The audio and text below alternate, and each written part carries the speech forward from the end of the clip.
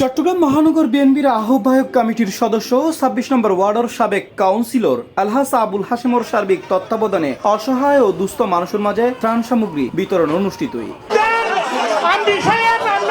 এ সময় গোলাম মোহাম্মদের সঞ্চালনায় অনুষ্ঠিত অনুষ্ঠানের সভাপতিত্ব করে জনাব খুরশেদ মাঝি। প্রধান অতিথি হিসেবে সময় উপস্থিত আছেন চট্টগ্রাম ১০ আসনের সংসদ সদস্য সাইদ আল নোমান এমপি।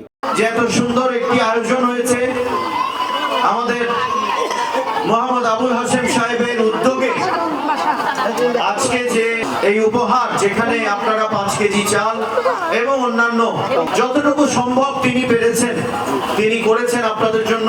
এর মানে হলো বাংলাদেশ জাতীয়তাবাদী দল এবং এই দলের আমরা যারা আছি, অল্প হলেও আপনাদের দুর্দিনে আপনারা আমাদেরকে পাবেন। এই হলো আমাদের মেসেজ, বার্তা। এটাই হলো আমাদের বার্তা।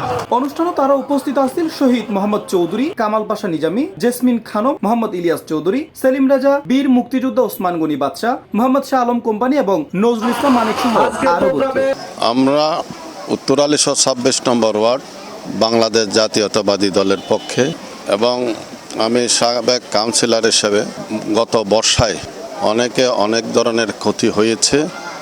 তো আমাদের প্রধানমন্ত্রী ওনার নির্দেশনায় আমাদের প্রত্যেকটি এলাকায় আমাদের মাননীয় মেয়র এবং আমাদের ১০ আসনের এমপি সাইদুল নোমানের নির্দেশনায় ওনারাও বলেছেন, ওনাদের পক্ষ থেকে করেছেন এবং ওনারা নির্দেশনা দিয়েছেন যার অবস্থান থেকে আত্মমানবতায় সবাইকে নিয়োজিত হওয়ার জন্য।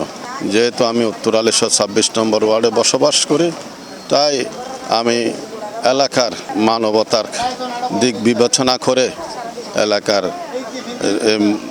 মানুষদের, হিতদরিদ্র মানুষদেরকে ত্রাণ সামগ্রী দেওয়ার জন্য একটা পরিকল্পনা করেছি।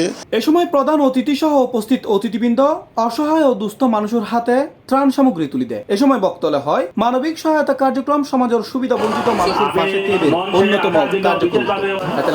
সমাজের অসহায় মানুষের কল্যাণে এ ধরনের জনসেবামূলক কার্যক্রম ভবিষ্যতেও অব্যাহত থাকবে বলে তারা আশাবাদ ব্যক্ত করেন। C+ TV, Chittagong.